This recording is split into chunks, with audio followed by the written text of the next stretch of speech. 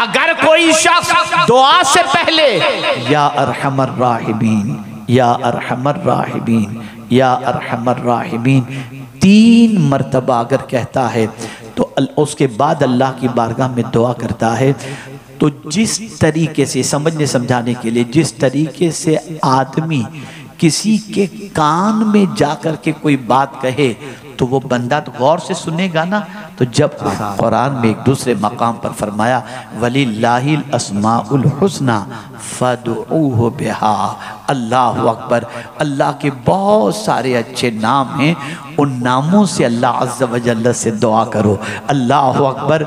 मेरे प्यारे आका सल्लल्लाहु अलैहि वसल्लम के प्यारे दीवानों, अल्लाह का नाम रहमान भी है, अल्लाह का नाम जव्वाद भी है, अल्लाह का नाम रहीम भी है, अल्लाह का नाम करीम भी है, अल्लाह का नाम सत्तार भी है। मेरे प्यारे आका सल्लल्लाहु अलैहि वसल्लम के प्यारे दीवानों, अल्लाह के सारे नाम अच्छे हैं। ये आयत करीमा कब नाजिल हुई जानते हैं आप? इस आयत करीमा के नुज़ूल की वजह यह है कि अबू जहल ने जब रसूल आज़म सल्लल्लाहु अलैहि वसल्लम कभी अल्लाह फरमाते, अल्लाह कहते, और कभी रहमान कहते, तो अबू जहल कहता कि ये तो मोहम्मद सल्लल्लाहु अलैहि वसल्लम 2 खुदाओं को खुद ही पुकारते हैं, कभी अल्लाह कहते हैं, कभी रहमान कहते हैं। तो फरमाया गया अल्लाह के बहुत सारे अच्छे नाम हैं, अल्लाह अकबर। उन नामों में से किसी भी नाम से अल्लाह को पुकारो और उससे दुआ करो।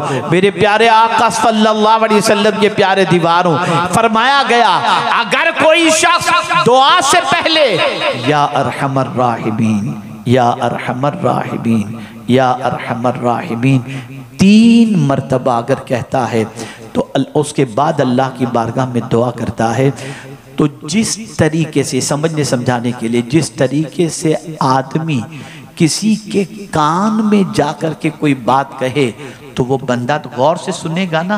तो जब कोई या अरहमर राहिमीन, या अरहमर राहिमीन, या अरहमर राहिमीन ये कहकर अपने रब की बारगाह में दुआ करता है, तो परवरदिगार जल्ल जलालहू की रहमत उसकी तरफ मुकम्मल मुतवज्जे हो जाती है।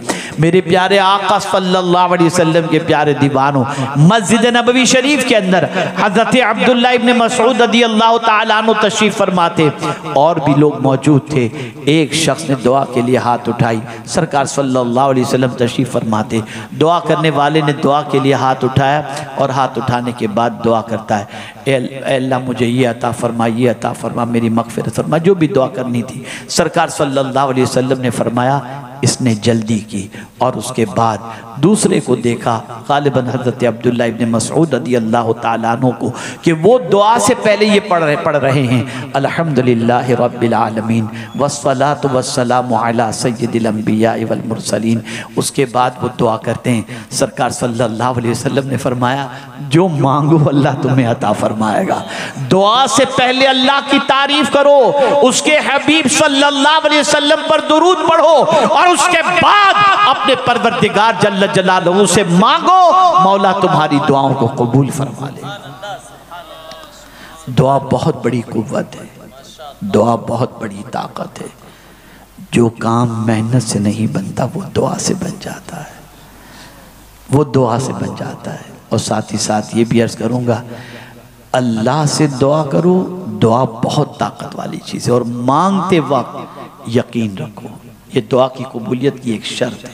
यकीन रखो कि मेरे मौला का वादा सच्चा है, उसने जो कहा है मैं दुआ को कबूल करूँगा, वो यकीनन मेरी दुआओं को कबूल करेगा। कभी आजमा के देख लेना, आजमाने की ज़रूरत नहीं, कभी तजर्बा करके देख लेना।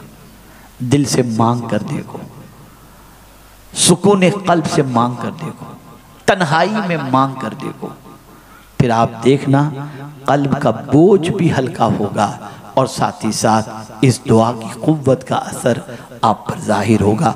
कुरान मुक़द्दस के अंदर अगर आप देखें तो तकरीबन दुआएं जो आपको मिलेंगी वो नामुमकिन नज़र आने वाली चीज़ों के वक्त और तकलीफ़ों के वक्त की जाने वाली अम्बिया की दुआएं आपको नज़र आएंगी, और उन दुआओं की बरकत से वो नामुमकिन चीज़ भी मुमकिन होती भी दिखाई देती है।